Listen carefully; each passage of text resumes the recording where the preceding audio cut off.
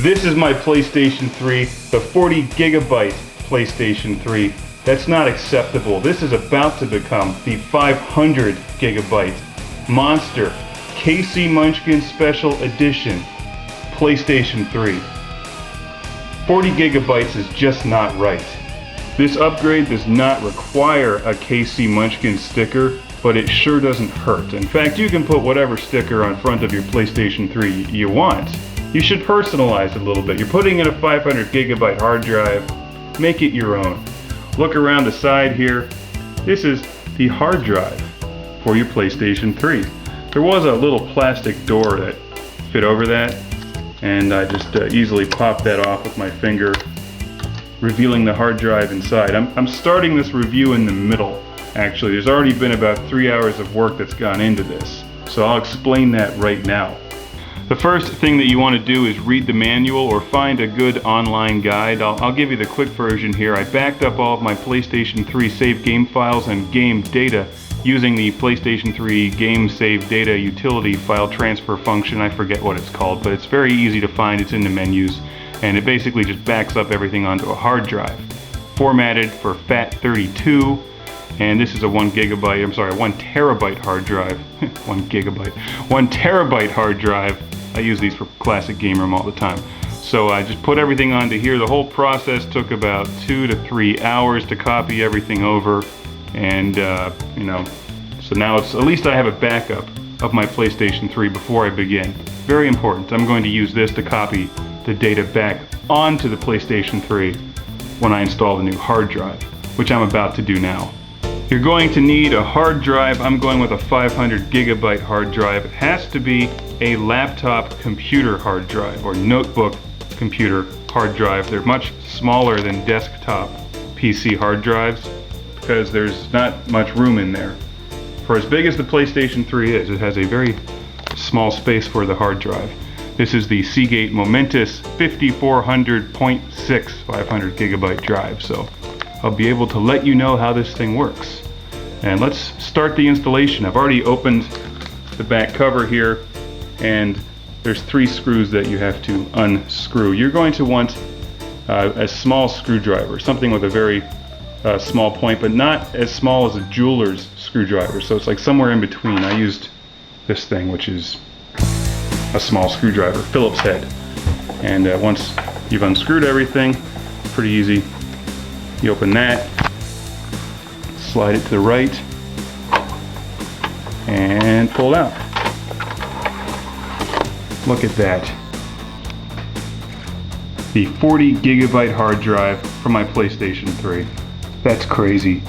That's like the inside of the Death Star. You want to make sure that you buy a hard drive that is compatible with your PlayStation 3, so please read the instruction manual and make sure you get one that actually works, or you can use the one I'm using here. Not this exact same one, because it'll be in my PlayStation 3, but you could buy the same model, I think, if it works. I guess you'll know at the end of the video. So this is not an instructional video, I'm reviewing the process, which so far has been pretty smooth, so let's hope that it works in the end. So I'm going to swap out the other hard drive in this tray here with the new hard drive. You see that there's screws holding the older hard drive into the case, so I'm going to unscrew those and then we'll put the new one in.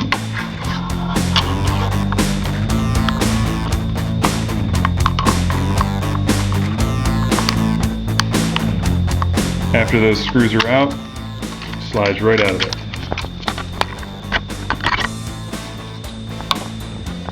There it is, the old hard drive. Now for the new one. I'm going to put the camera down for this again. That's it, the new hard drive is now in the case. That took about 45 seconds, and now we will insert this into the PlayStation 3 and begin the process of transferring the data back onto it and hoping that it works. And then I'll begin the process of playing video games where I blow the crap out of things and crash cars into walls. Slide that in there. So now I'll be able to blow more things up and crash more cars without running out of drive space every single time I install a game.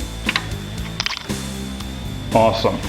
I remember the days before I had to worry about things like installing larger hard drives in game consoles, I still have fond memories of my Atari 2600. There we go, camera was in the way. Which didn't require a hard drive because all of the games were on awesome Atari cartridges, which I love. I still have my Atari and a ton of game cartridges, naturally. Now I also have a much larger PlayStation 3 hard drive. And with the huge influx of downloadable games and HD movies on the PlayStation Network, there we go, that screw is tough. You need a hard drive that can hold them all these days, so I'm glad they designed it like this. And thanks to James for the awesome Casey Munchkin sticker. I was going to put a Vectrex sticker up there, but it didn't fit. The Vectrex is just too much for the PlayStation 3, but Casey Munchkin, just the right size. Alright, now we'll put this cover back onto the side and hope that this works. Let's go plug it in and find out what happens.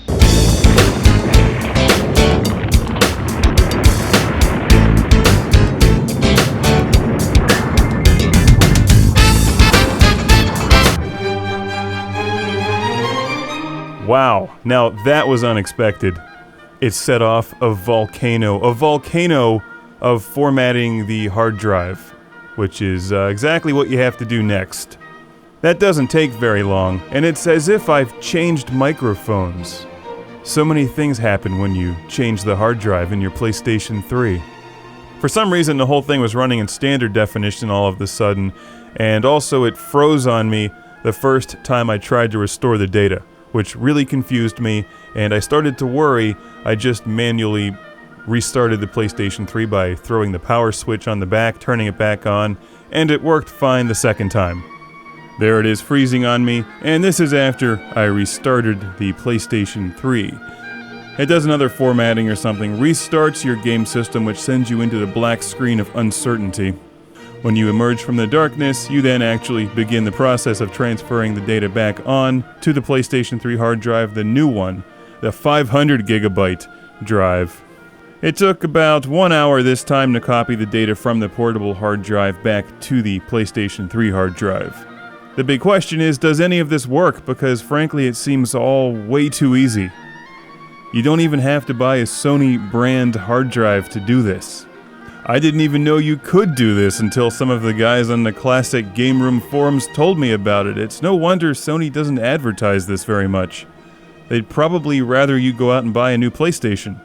But I'd rather spend that money on video games and food. So let's see if this thing works after all. This is a computer-controlled giant vibrator.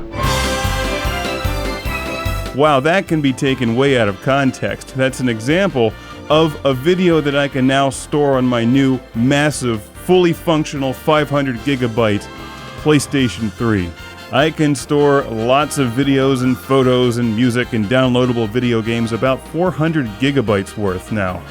That's the amount of drive space I have left to mess with. All of my saved game data is intact, all of my installed games are there. It's just a wonderful thing, and my review of this whole process is very positive. All of my stuff is there, it didn't cost very much, and it was not that hard to do.